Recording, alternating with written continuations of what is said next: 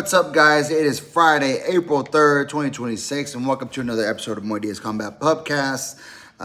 It's a good Friday today. We have Easter weekend coming up. Texas Rangers, shout out.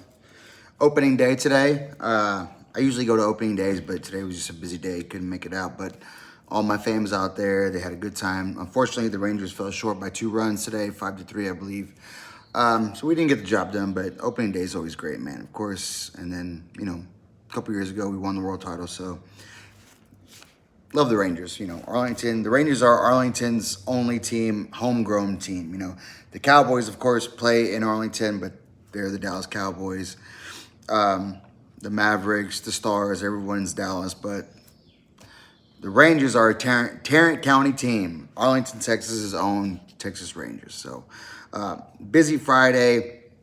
I want to go over the UFC weigh-ins for fight night, and then Pacquiao Mayweather news, and Derek Chisora, Deontay Wilder had their press conference yesterday and the weigh-ins today. So, before I jump into the UFC weigh-ins, well, you know what? I'll do it right now. So, everyone in the weigh-ins made weight. Moicano, Duncan, both on weight. Gendiroba and Tabata Ricci both made weight so the main event and co-main event are locked in. 3 fighters missed weight. Abdul Rahman Yakayev, who is the biggest betting favorite on the card at minus 1850, he missed weight by 1 pound, so he came in at 207. The light heavyweight limit is 205, but if it's not a title fight, you have 1 pound allowance, so he can come in at 206. He came in at 207, so he missed by a pound. Rafael Estevam came in at 136.5, so he came half pound over. And Darius Flowers came in at 156.5, so he came in a half pound over. Rafael Estevam is taking on Ethan Ewing. As we know, he's the underdog at plus 120.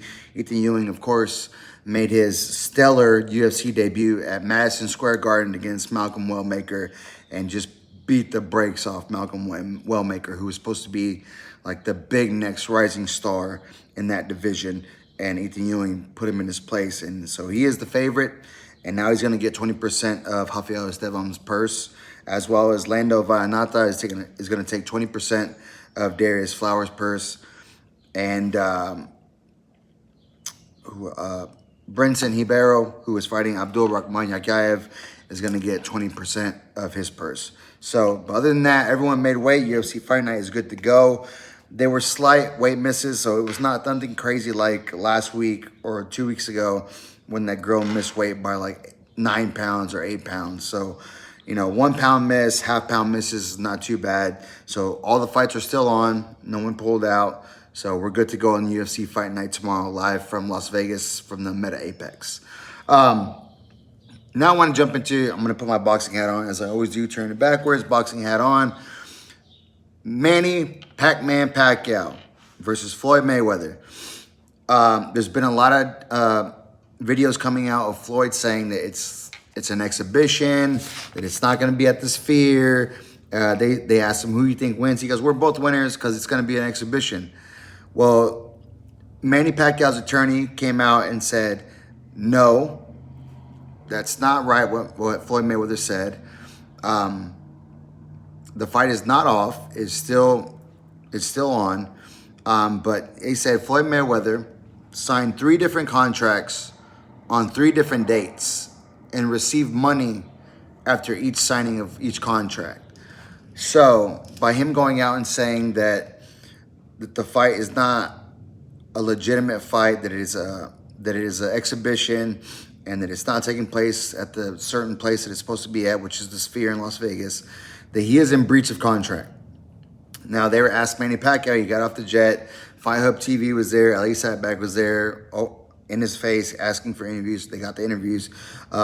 They asked Manny what he thought about it, and he goes, he has his own strategy. I guess he can say whatever he wants, but he signed the contract. It is a legitimate, real fight. It's not an exhibition. He goes, I would not be interested in fighting an exhibition against Floyd Mayweather. He goes, if it's either a real fight or no fight. So that fight is still on, and I don't know what's going on with Floyd. I mean, I know he's had his financial issues that have been out and been made public. So I'm sure 100% that's why this fight is going to happen. I don't know if he thought it was going to be a real fight or an exhibition, but Manny Pacquiao, the Pac-Man, said it is a real fight. He goes, I would not be interested in fighting Floyd if it wasn't for a real fight. He's got to put that O on the line. It's going to be a legitimate fight. He goes, I'm coming in. I have a different strategy from the first fight. No excuses from my side. I'm ready to go, and I'm ready to win this fight. So, I don't know where Floyd's head's at. You know, I would never pick against Floyd Mayweather. I mean, there was a few times where I thought he could have lost. There was the Jose Luis Castillo fight that was kind of up in the air that you could have maybe scored it for Jose Luis Castillo. And then they ran it back, of course, and then Mayweather beat the brakes off of him. And then you have the Oscar De La Hoya fight, which is still up in the air. Floyd Mayweather Sr., Mayweather Jr.'s dad, actually trained Oscar for that fight. He said that he thought Oscar beat his own son in Floyd Jr. I've watched this fight multiple times, and I still gave Floyd Mayweather a 2-point decision, possibly 1 point, depending on how you score, like certain rounds. And I'm one of the biggest Oscar De La Hoya fans. When he was fighting, huge Oscar fan. And in the moment, emotional, I thought he got robbed. As I got older and started really watching fights and scoring fights according to the judges, like how they score certain things, pressure, punches, damage, ring control, all that, I had Floyd winning by 2 rounds. I mean, that's just the truth of it. And nobody can say that I'm just a homer, that I just support Mexican fighters and all this. No, I have Floyd winning that fight, you know. After the Canelo Crawford fight, I was one of the first people to come out right after the fight and put out a video on the podcast and say that Terrence Crawford proved me wrong. He was the better man. He outboxed Canelo. So I don't have a problem. And I don't care if they're white, black, Mexican, you know, yellow, green. I don't care. I love boxing. I am a purist of boxing as well as MMA and other combat sports as well. I just love the fight game. So to me, it doesn't matter. I had Mayweather winning that fight against Oscar. I had Mayweather winning the fight against Pacquiao in the first one. Now, I know everything came out afterwards that Manny Pacquiao's shoulder was fucked up. You know, he could barely throw that left. I think it was his left shoulder, which is his money punch. You know, his straight left is his big punch hand. So, but he, like he said in the interview with Fight Hub TV and Eli Sadbeck, he goes, no excuses this time. No excuses. I'm ready, and it's going to be a real fight. So I'm looking forward to that.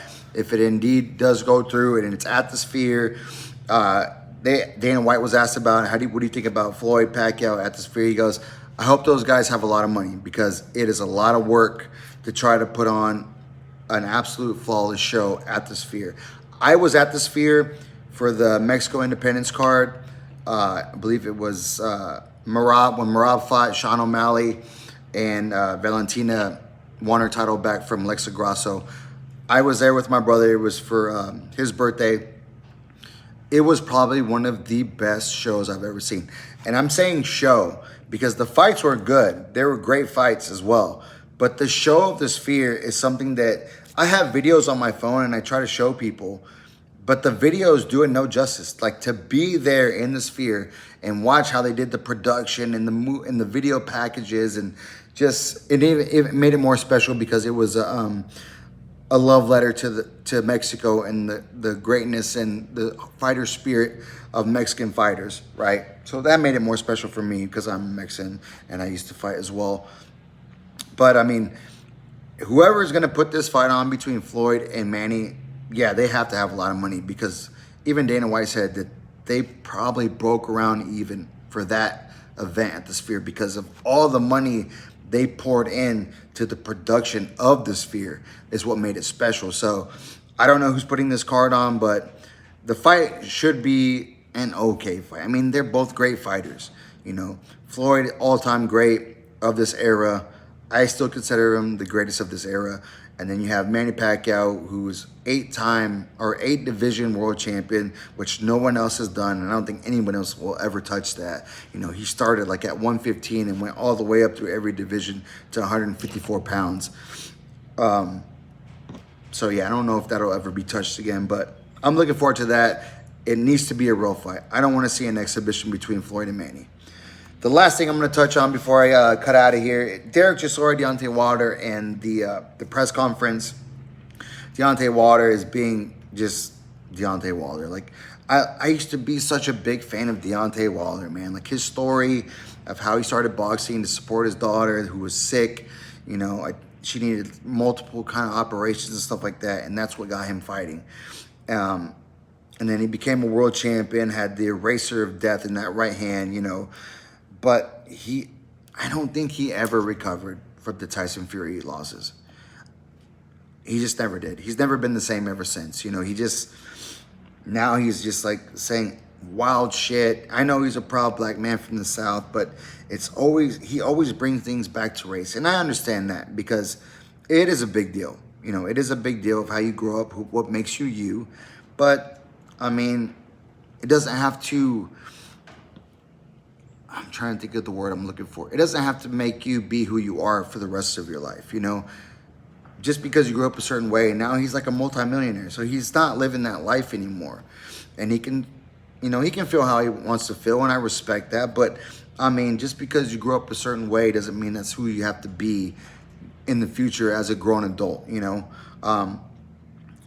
But I think he's just all over the place mentally, and I think it's going to give Derek Chisora the opening to go in there and get a brutal finish.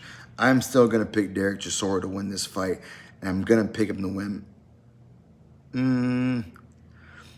I wanted to say knockout, but I think he's going to win a decision. Because I can say what I want about Deontay Wilder, but he is a dog, and he can take a beating, and he can take punishment, and he'll be there to the very end.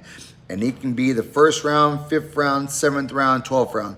He still always has that power in that right hand. So Derek Chisora could be pitching an absolute shutout, 1 through 11, get to 12, win the first 2 minutes of the 12th round, and then just get caught with a right hand, and it's game over.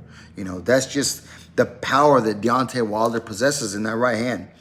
But with all that being said, I'm still going to pick Derek Chisora to win by a decision.